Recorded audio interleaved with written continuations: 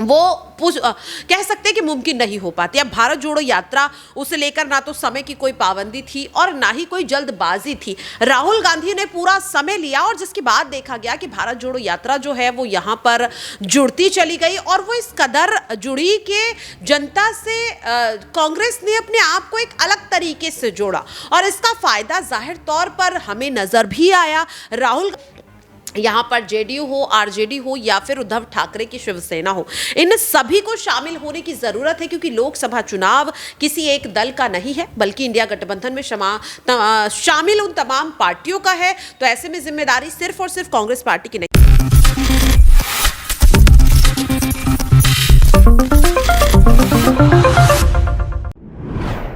Next 9 news में आपका बहुत बहुत स्वागत है। मैं हूं आपके साथ अबरार उल-हक रहमानी। दर्शकों, भारत जोड़ो न्याय यात्रा को लेकर इस समय काफ़ी ज़्यादा चर्चा है। कांग्रेस पार्टी भारत जोड़ो यात्रा के सफल होने के बाद जिस तरीके से फिर एक नई उम्मीद लेकर के आगे बढ़ रही है और जब कल जयराम रमेश इस पूरे मामले पर अपने पक्ष को रख रहे थे, उन्होंने ये भी कहा कि भारत जोड़ो न्याय यात्रा एक बार फिर से जनता के मन में दिल बनाएगा और फिर आप कह सकते हैं कि यहाँ पर कहीं ना कहीं कांग्रेस पार्टी को इसका राजनीतिक लाभ भी मिलेगा। लेकिन रूपरेखा जो तय की गई है भारत जोड़ो न्याय यात्रा की, वो भारत जोड़ो यात्रा से बिल्कुल अलग है, मुख्तलिफ है।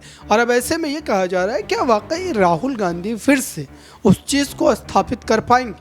हालांकि इतना तय है कि डूबती हुई या फिर आप कहें कि मुरझाती हुई कांग्रेस में एक नई जान ज़रूर देखने को मिली थी, लेकिन इस वजह से 2024 के चुनाव में उन्हें राजनीतिक फ़ायदा मिल पाएगा, ये देखने वाली बात होगी। मेरे साथ प्रज्ञा मौजूद है इस पूरे मामले पर पक्ष रखने के लिए।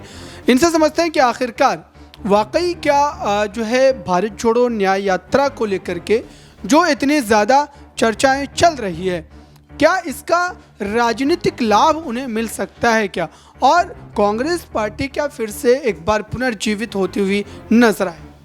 देखिए अबरार, अगर बात करें जिस तरीके से तमाम चीज़ें यहाँ पर अब भारत जोड़ो न्याय यात्रा को लेकर कही जा रही हैं, लेकिन मुझे ऐसा लगता है कि जो पहले भारत जोड़ो यात्रा शुरू की गई थी और इस यात्रा में काफ़ी ज़्यादा फ़र्क है। पहली बात कि उस यात्रा को लेकर राहुल गांधी या कांग्रेस पार्टी के ऊपर किसी चीज़ का प्रेशर नहीं था क्योंकि राहुल गांधी खुद कहते हुए नजर आए कि उन्हें चुनाव से कुछ लेना देना नहीं है, उन्हें फ़र्क नहीं पड़ता कि लोकसभा चुनाव में किसकी जीत होगी किसकी हार होगी। वो सिर्फ और सिर्फ कांग्रेस पार्टी को जनता से जोड़ने के लिए निकले हैं। लेकिन अगर आप इस यात्रा को देखेंगे, इसे लेकर कांग्रेस के अब तक जितने भी बयान सामने आए हैं, तो इन बयानों को देखकर अबरार लग रहा है कि पार्टी ने अपने ऊपर एक प्रेशर लिया हुआ है कि इस यात्रा के बाद कांग्रेस को जीत हासिल करनी ही करनी है। इस यात्रा के बाद राहुल गांधी ही इंडिया अलायंस में प्रधानमंत्री के तौर पर इकलौते उम्मीदवार बचेंगे।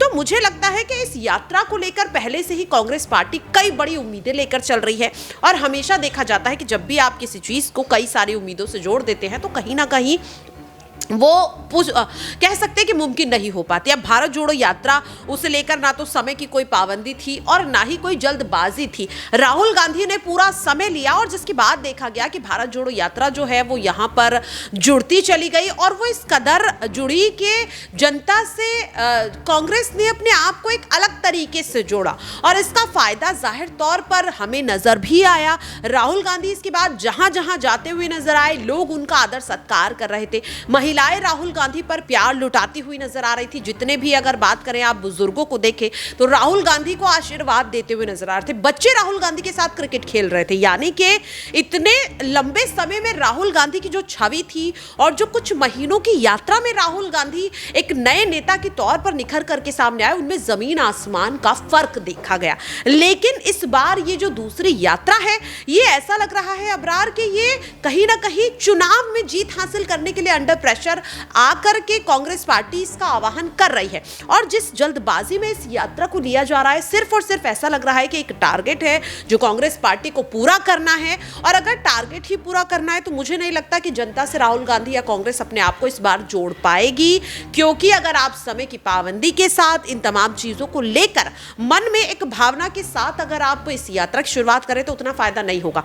मुझे ऐसा लगता है कि जो भारत जोड़ो न्याय यात्रा की शुरुआत हो रही है, इसमें सिर्फ और सिर्फ कांग्रेस को ही अपनी भागीदारी नहीं रखनी चाहिए, बल्कि तमाम जो इंडिया गठबंधन के दल हैं, चाहे वो सपा हो, टीएमसी हो यहाँ पर जेडीयू हो, आरजेडी हो या फिर उद्धव ठाकरे की शिवसेना हो, इन सभी को शामिल होने की जरूरत है, क्योंकि लोकसभा चुनाव किसी एक दल का नहीं है बल्कि इंडिया गठबंधन में शामिल उन तमाम पार्टियों का है। तो ऐसे में जिम्मेदारी सिर्फ और सिर्फ कांग्रेस पार्टी की नहीं बनती। मुझे लगता है उन सभी राजनेताओं को आकर सामने इस यात्रा में जुड़ना चाहिए, क्योंकि सीधे सीधे जैसा कि विपक्ष कहता है कि इस गठबंधन का एक ही एजेंडा है कि उन्हें किसी भी तरह से देश को मोदी लहर को खत्म करना है देश के अंदर से। और अगर वाकई में ये एजेंडा विपक्ष का है तो ऐसे में एकजुटता की बहुत जरूरत है। और जितने भी विपक्षी दल इस वक्त कांग्रेस की भारत जोड़ो न्याय यात्रा पर सवाल उठा रहे हैं, वो इस चीज को समझ लें कि जिम्मेदारी सिर्फ कांग्रेस की नहीं है, सभी राजनीतिक दलों की है जो इंडिया गठबंधन में शामिल हैं।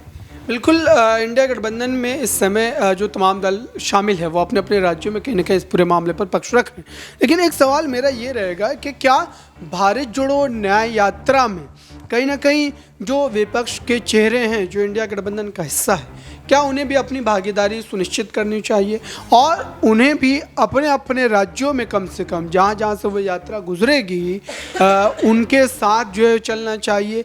या इसमें उन्हें ये लगता है कि हम कांग्रेस पार्टी के बैनर तले चलेंगे तो वो इसमें कहीं ना कहीं हिचकिचाहट अगर महसूस करते हैं, तो क्या उन्हें अलग अपने बलबूते पर भी इस तरीके की यात्रा प्रदेश में निकालनी चाहिए? क्या तमाम अन्य दल जो इस वक्त इंडिया गठबंधन का हिस्सा बने हुए हैं?